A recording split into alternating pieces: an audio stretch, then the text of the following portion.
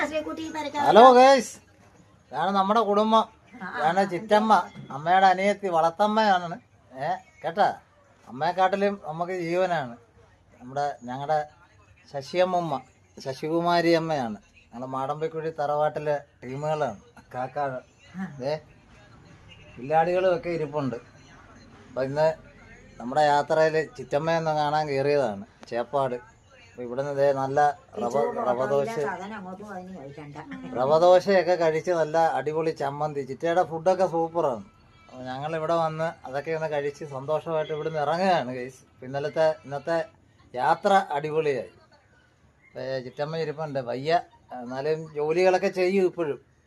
ഒരു അമ്മയും മോനും കൂടെ ഇതിനകത്ത് ഇങ്ങനെ കഴിയുകയാണ്, ഒന്നും പറയണ്ട.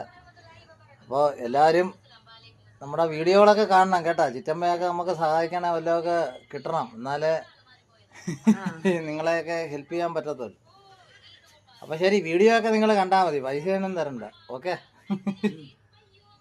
ഞാനേ